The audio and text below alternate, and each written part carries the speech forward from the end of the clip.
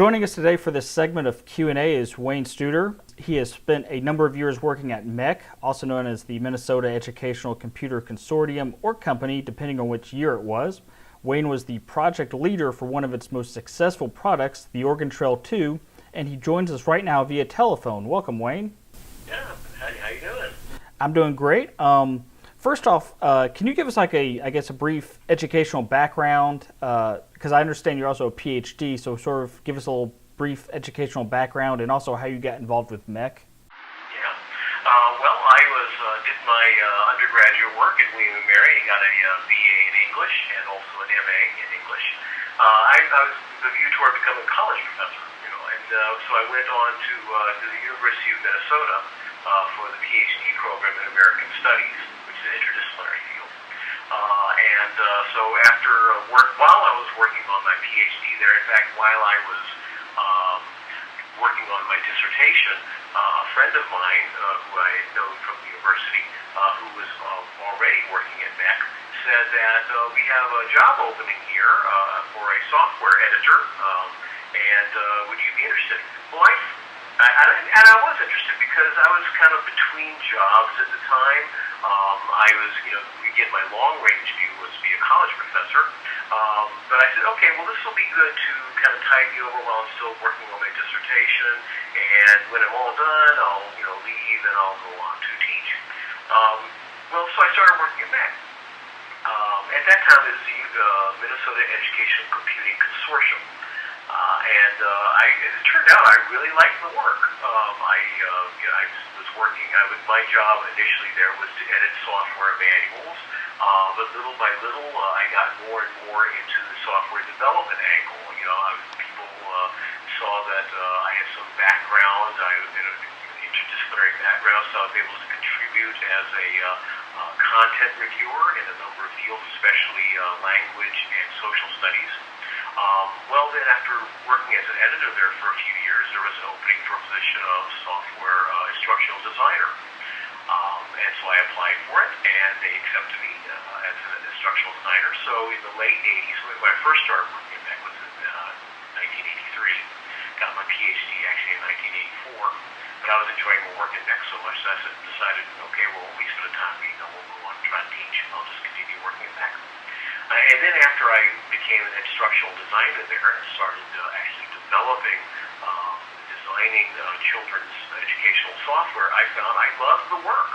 I found it very fulfilling, very enjoyable. It was a wonderful place to work. It was a job where I actually looked forward to going into the office every day.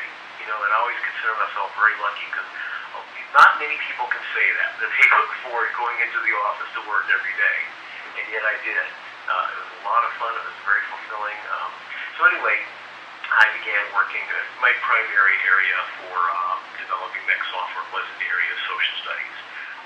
So I did a series of programs called MECC Data Quest initially. I also began work on a series of programs called Geograph. First it was World Geograph and USA Geograph, which was a kind of an interactive database and mapping program. And then I got involved in Oregon Trail.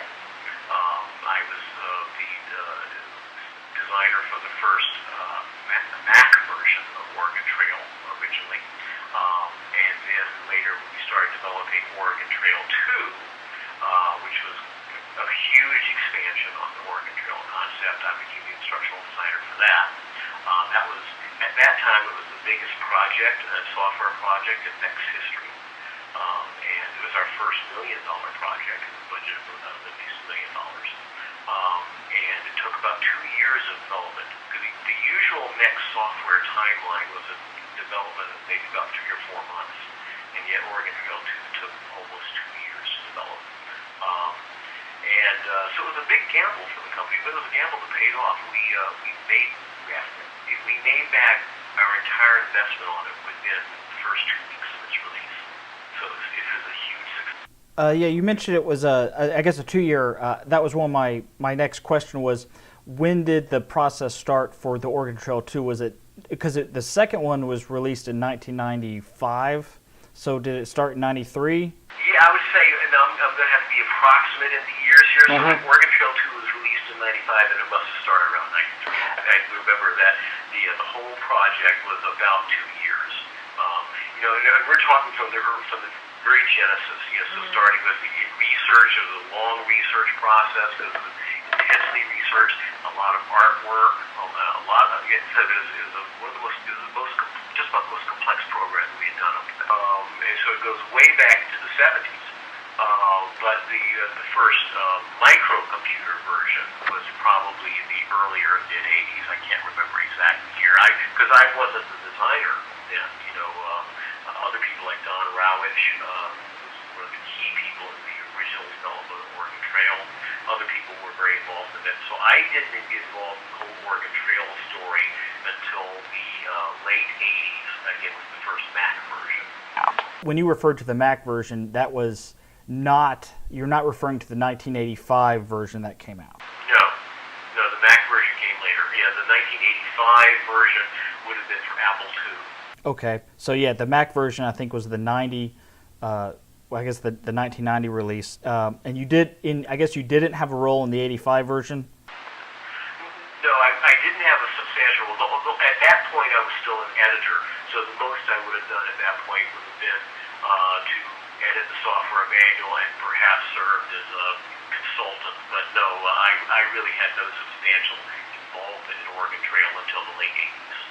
Now, for the Oregon Trail 2 that you had a big part in, about how many people were actually involved in the whole development of that game from beginning to end? Wow, that's a huge number. There was a core team of 4 people, right? So there was I was the instructional designer, and then Craig Copley, who was, I can't remember his exact title right now, but he was kind of like the producer. He was like the main guy who kind of herded all the cats together. So he was the kind of the main financial and technical driver behind it. So I was kind of the main driver in terms of content and design, but Craig was kind of the main driver in terms of everything else. The other 2 members of the main team was Steve Splinter, who was the lead programmer of the project, and Sherilyn Kaplinger, I can't remember if it was Kaplinger or Kaplinger, I think it was Kaplinger, who was the lead artist. Now, that being said, of that core team of 4 people, there were literally scores of other people who were involved. There were lots of other programmers. There were other artists, or at least 3 or 4 other artists who worked on it. There were audio people, Larry Finau, their lead audio guy. It's just lots and lots of people. So I would say, kind of radiating from that core 4, there were dozens of other people. One detail I noticed in the Oregon Trail 2, in the beginning of the game, compared to the previous ones where you have like 3 occupations, there were like about 50 occupations. But one detail I noticed that I kind of chuckled at was the occupation of teacher was listed below artist. Was that sort of done as a humorous jab at the teachers who taught the game in school? I wouldn't call it a jab.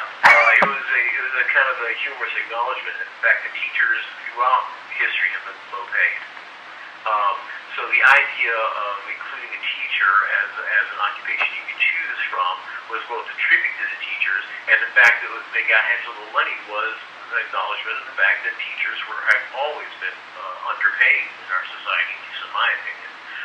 Therefore, so I would call it a jab. It was kind of a strange little tribute in a way, acknowledging that yes, teachers are important, teachers are part of our history, and yet they don't get paid much. For the Oregon Trail 2, can you discuss some of the features that your team incorporated that weren't part of earlier versions of the game? Oh, sure. Well, in addition to all the additional occupations, we expanded the trail a great deal. So, for example, initially it was strictly, in the older version of the Oregon Trail, was strictly going from Independence, Missouri to the Willamette Valley. It was just that one trail. With Oregon Trail 2, we expanded and put in additional trails. We put in the California Trail. We put in various cutoffs along the trail. So we expanded, the routes, that you could take, and you had more choices. We also expanded the years. Originally, the Oregon Trail, I'm trying to remember what the original year was. It may have been... I think it's 1848. Yeah, it's 1848, I think. We expanded that to, I think, the whole range of years from 1840 to 1860. So you could pick the year in which you traveled. And of course, the year in which you traveled traveled also affected the trails available to you because some trails weren't opened up until certain times, until certain years. And so we greatly expanded the number of landmarks along the way.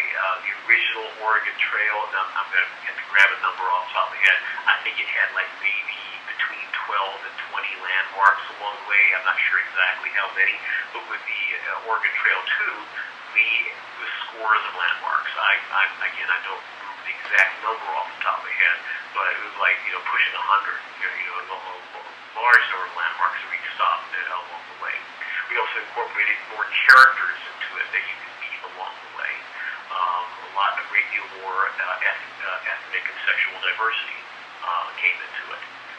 We had audio where you could talk to characters and hear their voices talk to you. And we had a lot more music. We had authentic period music played on authentic period instruments. There's a whole lot of things got expanded. It was truly, a kind of quantum leap forward, to use a cliche there. That's why we decided to call it Oregon Trail 2 rather than just a new version of Oregon Trail, because it was so different. It was so much greatly expanded. We really decided. When you think about it, Oregon Trail 2 wasn't the second version of Oregon Trail that was ever released. It was like maybe the 8th, 9th, or 10th version was ever released. But it was the first one to be so radically different from its predecessors. I think the only previous one that would have been comparable would have been moving it from mainframe to microcomputer. And you mentioned all the landmarks and stops, and I don't know the exact number either, but I think it was around 12 to 15 on the original. And I was going to ask, how did you guys determine which stops? Like, how much research went into all that? Well, it's huge. It was a huge amount of research. Again, I was kind of completely absorbed in Oregon Trail for about 2 years of my life, and during that time, now again, I'm talking about Oregon Trail 2, but of course the original designers, Don Rowich and his colleagues, his two main colleagues, they obviously did a lot of research too, but because of the limitations of the technology at the time, they were limited in what they could present in Oregon Trail, the original Oregon Trail. Now, Oregon Trail 2, we didn't have those technical limitations anymore, and so we were able to greatly expand. So I did a whole lot of research. I did, research into period writings, actual trail diaries, so things that were written at the time, as well as people looking back on it.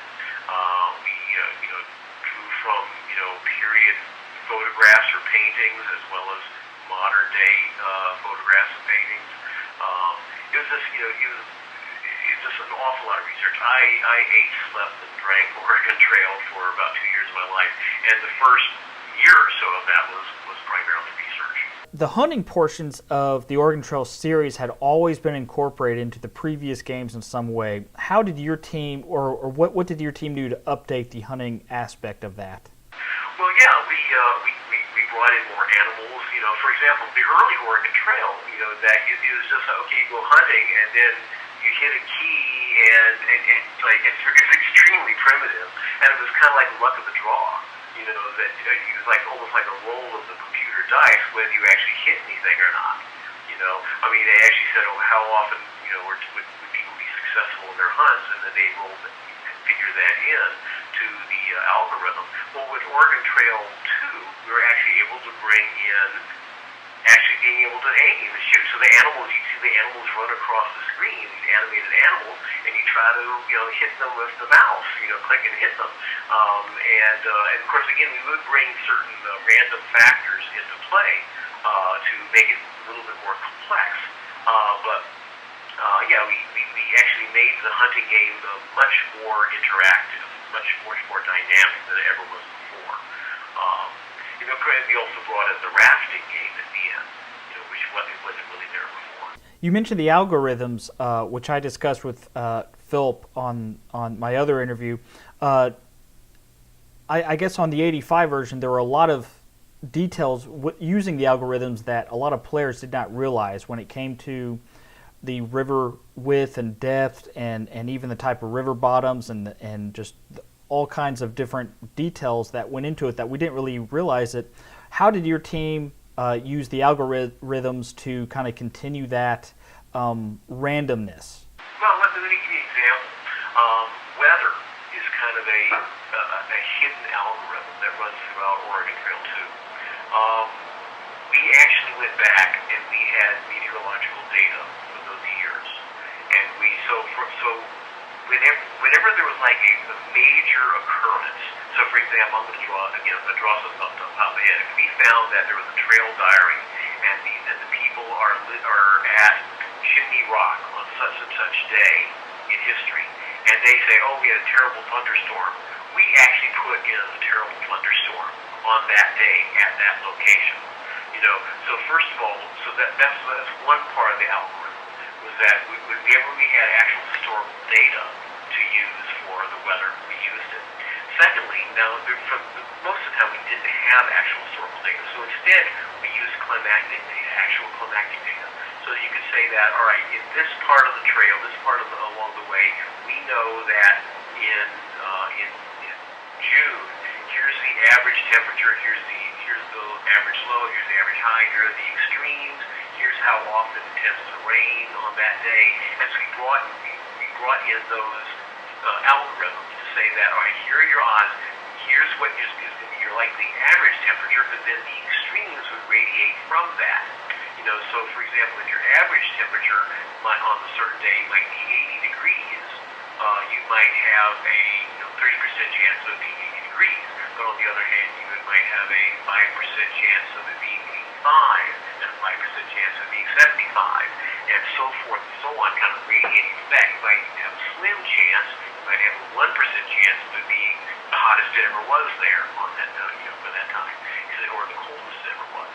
And the same would be true of the weather, of the precipitation.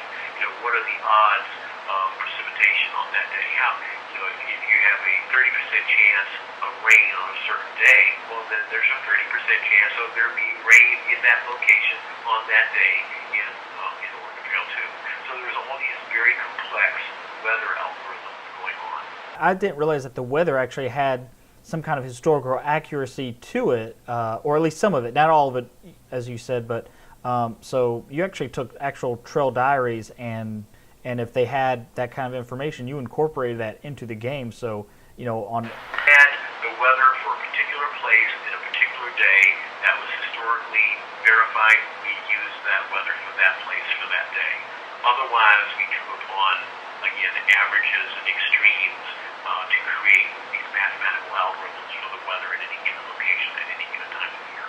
Overall, what's sort of your opinion on the legacy that the Oregon Trail series has played throughout the educational software and or even just regular gaming? Because it is sort of classified as an educational game, but it was one of the first educational games to hit the home market and to be a huge success. So what's your thoughts on the legacy that it's left behind and the work that you did there?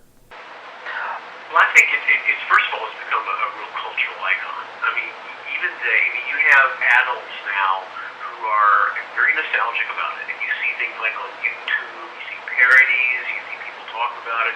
I mean, there's a great nostalgia for it among adults now, because for this thing that played such a huge part of their childhood. Its legacy, I think it was one of the first educational computing programs to demonstrate that yes, it could be fun, that it could be extremely engaging, and it was more than just question and answer. It was a simulation. It was one of the first. I won't say it was the first, but it was certainly one of the first educational simulations for children. And so virtually any type of simulation has, all the games have grown out of that, and we were paying a lot of attention to these things that were coming out, these other simulation games that were coming out later, some of them educational, some not. But we could see it growing out of the Oregon Trail in many ways. Another thing, of course, a lot of people don't realize what a huge role it played in the history of Apple Computer. MECC and Apple established a relationship very early on, in the early 80s, I think it was, where MECC, we would distribute, we would create software, that schools would then use, and of course to use software in computers. Well, we originally had our first relationship in the microcomputer world with Apple Computer, and we did the bulk of the lion's share of our software, educational software development, was for the early Apple II computers. And so it kind of was a cycle that fed upon itself, is that we made more and more educational software for Apple II, more and more that was bought for schools. People would see that was all this available. It would encourage people's schools to buy Apples. And so our early relationship with Apple computers actually was very mutually beneficial. MECC and Apple grew together. And, perhaps it might be a little, maybe a little exaggerated for me to say this, but I strongly believe that Apple owed a lot of its early success, upon which its later success was built, to MECC. And that's because more educational software was available for Apple than any other computer. And again, MECC played a major role in that. I agree, because growing up in the 80s, going to school in the 80s, Apple computers, both the Apple IIs and the Macintoshes, were pretty much in every school. They weren't in every classroom, but they were in every computer lab, as well as the Oregon Trail 2 game, or the Oregon Trail game in the 80s as well. So, yeah, I would say even as a kid, we wondered why Minnesota was sort of the mecca of computing software. We never understood why it was always Minnesota, but MECC was sort of... Other people could certainly talk to about better than I could, but of course, the Minnesota legislature very early had a great vision, and they early on realized that computers were very important for the future, and for school children, and so the Minnesota state legislature actually got involved and helped establish MECC, and encouraged us to develop software, the educational software there, which helped encourage schools to buy the computers. And so the whole idea was that we are going to create a computer literate generation. We are going to create a computer comfortable generation of kids who are familiar with computers and know how to use them and are pleased to use them. And so the software was an important part of that, a crucial part of that. And so all this came from Minnesota because of the vision of the people who worked with the Minnesota legislature in establishing MECC. Now, of course, MECC later on broke away from the state of Minnesota and became the Minnesota Educational Computing Corporation. Earlier cities and company, the Minnesota Educational Computing Corporation, and that was when we broke away from the state and became an independent profit organization. All right. Well, Wayne, I appreciate your time. Thank you for taking a few minutes away and discussing all this history of MECC with us.